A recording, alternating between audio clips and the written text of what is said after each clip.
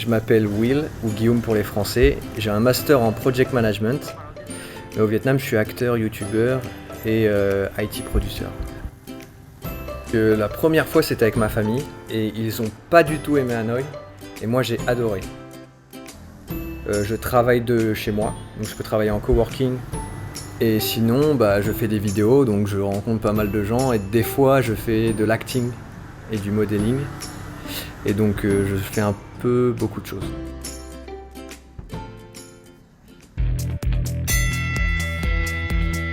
Hello, Moon Mod Bang Me? From Moon Bang Me? Well, oops. So, that's what I say that is special. That's really good. Is they like easy? Magical sauce. Magical sauce, okay.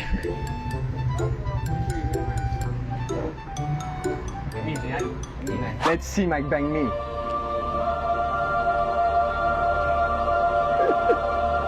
He's destroyed.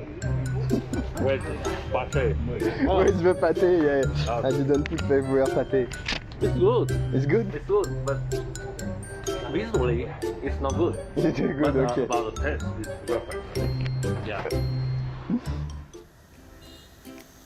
Donc j'ai plusieurs chaînes, j'ai Instagram, Facebook, TikTok, c'est Will in Vietnam et c'est surtout les connexions et les différences culturelles entre la France et le Vietnam. Et du coup sur YouTube j'ai 15 000 followers et sur TikTok 50 000. TikTok c'est la vie tous les jours au Vietnam, comment un expat vit au Vietnam et en même temps des chocs culturels. Par exemple les fruits par exemple. Les fruits au Vietnam, c'est super bon et c'est vraiment pas cher. Et le choc culturel que j'ai, c'est le bruit évidemment. Il y a du bruit dans des villes aussi en France, mais ici c'est vraiment le bruit des klaxons qui est non-stop. Et donc au début tu le remarques beaucoup, et au bout d'un moment en fait tu l'oublies. Maintenant je l'oublie, je ne l'entends plus. Mais mes amis qui arrivent, ils me disent « Oh, il y a beaucoup de bruit de klaxons ». Alors le paysage au Vietnam c'est magnifique, c'est vraiment unique et il y a vraiment de la diversité comme en France je trouve. T'as des montagnes, t'as la plage, t'as même un désert, il y a vraiment plein de rizières, ça fait vraiment comme si c'était mystique. J'adore les randonnées et j'adore aussi partir et visiter en dehors de Hanoï. Et ce qui est bien c'est que tu peux prendre ta moto et tu peux partir. Et ça c'est vraiment la liberté au Vietnam, c'est que tu peux vraiment faire ce que tu veux. Je pense qu'il plaît à beaucoup d'étrangers qui restent ici, c'est la liberté de pouvoir te déplacer facilement et de pouvoir partir dehors et hop prendre un café, aller dans un resto, ce genre de choses. Vietnam!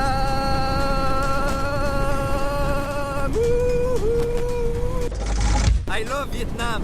Don't you, Vietnam? The freedom, you're free.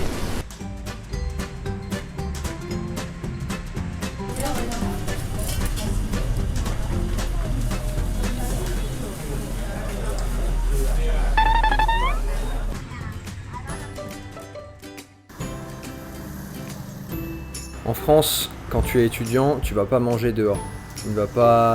Tu vas aller très peu au restaurant.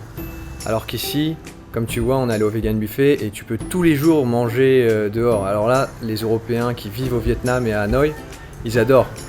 Parce qu'il y en a pas mal que je connais qui sont très... ils ont pas envie de cuisiner. En France, tu es obligé de cuisiner. J'ai des très bons souvenirs avec les Vietnamiens, tout confondu. Parce que je pense qu'ils sont très ouverts, comme je dis, ouverts d'esprit, qui vont vers les autres et qui veulent aider. Par exemple, en France, on dit moi je, et vietnamien toi, mais on dit pas toi au Vietnam. On dit em, anh, on, chung ta, chung toi. Donc on pense nous, on pense ensemble. C'est pour ça que je trouve que les Vietnamiens sont très unis et ils vont être unis aussi avec les étrangers aussi, parce qu'ils veulent partager et c'est toujours tu penses en groupe.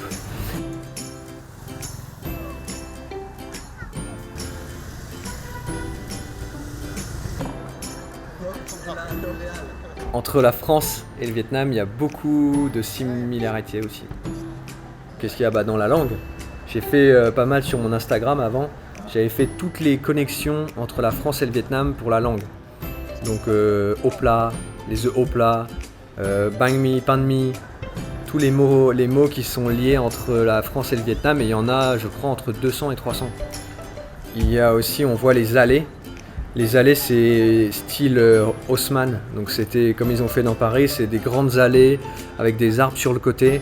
Et on peut voir dans tout le centre de Hanoï, c'est exactement comme dans Paris, toutes les grandes allées dans le French Quarter. Ça, c'est style français avec des arbres sur le côté. Et aussi, il y a du pain. Je pense que s'il n'y avait pas de pain au Vietnam, ce serait difficile pour moi. Parce que moi, je mange du pain tous les jours. Au Vietnam, les gens sont vraiment cool à Hanoï. Ils vont boire leur café, ils vont travailler avec le sourire, les gens rigolent. Et c'est vraiment ce que j'ai aimé à Hanoï, c'est l'énergie. Il y a une énergie, que les gens sont heureux et qui sont optimistes pour le futur. Et c'est pour ça que je veux venir ici aussi, c'est parce que cette énergie se transmet. Si les gens sont, comme j'ai dit, ils sont très optimistes, ils sont très heureux et ils sont curieux. Et moi je pense que c'est une grande force pour un pays, il faut que les gens soient curieux. Parce que si tu es curieux, tu vas vouloir apprendre de nouvelles choses, tu vas vouloir découvrir de nouvelles façons de penser, des nouveaux horizons. Et donc ça c'est vraiment une force pour le Vietnam, pour l'avenir.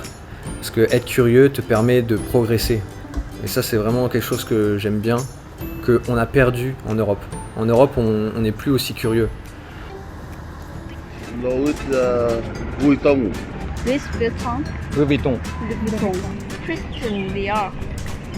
Christian Dior. Dior là quần áo rồi, đúng không? J'ai beaucoup de projets à faire, mais il va falloir choisir.